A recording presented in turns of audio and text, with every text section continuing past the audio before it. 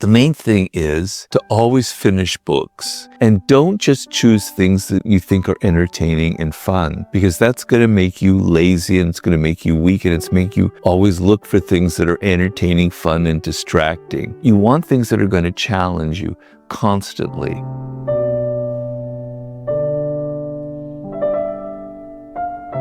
How to read more books. I think a lot of problems that I'm reading about in the papers and online is that in colleges, etc., young people are not taught to read entire texts. They're given passages, citations, chapters, but they're not reading the whole thing because it's so difficult to get through an entire text. And what you want to do is you have to do kind of resistance training. And what I mean by that is the following. If everything in life were easy and pleasant and fun, we would never get anywhere. When you go to the gym, if you use weights, it's creating resistance. And the more resistance you have, the stronger you get. And it's not necessarily fun in the moment as you're lifting weights, but slowly you start developing muscle, you start developing confidence, you start looking good, feeling better, and it does become kind of pleasant. But the resistance is what makes you stronger.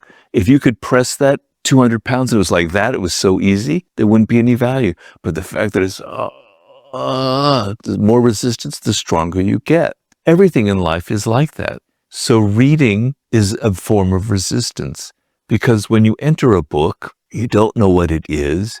You don't know exactly how much fun, how entertaining it will be. There's an element of boredom. I can even say that about my own books. There are passages I find that are probably a little bit boring and slow. But you want that. You want the slowness. You want the boredom. You want things that don't interest you, and you want to push through and you want to read the entire book. And so you want to train yourself to finish books and not constantly be going from one to another to another. That will train you so that you will have like a reading skill and you will have the patience. And what I often do when I read a book that I hate, that is boring, and I make myself read all the way through, I kind of take angry notes about it. I go, God, this is ridiculous. This is so stupid. I hate this. This guy doesn't know what he's talking about. You can react to the book. You can have a dialogue with it. But you want to be able to have the patience to get through a 400, 500, 600 page book. So think of it like you're going to the gym. So a 200-page book will be kind of easy, and it could be in a subject that interests you. Choose something that's a little bit difficult and a little bit complicated.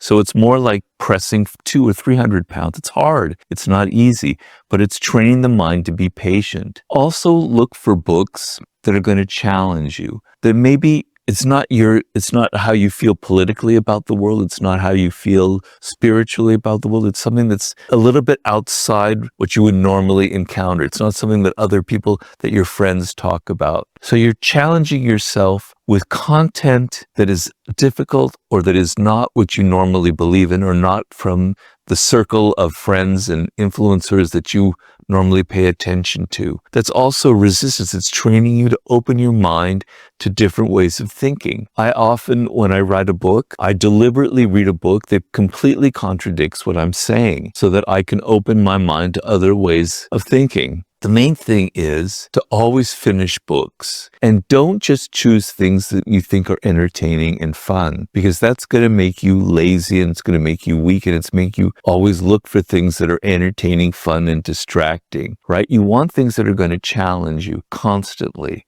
all right? And the longer the book, the better. I mean, take one of Robert Caro's books about LBJ. They're about 800. They're over, I think some of them are over 1,000 pages long. They're very exciting. They're very interesting. But if you read one of those books, you have to maintain your patience, your concentration for quite a long time, go through that entire book. That will train you. Reading is a process of slowing down, right? Your mind is moving too fast right now. You're kind of going, all these things that are distracting you, right? On the internet, etc. Reading is slow. It's slow. You have to take things slowly. You have to be patient.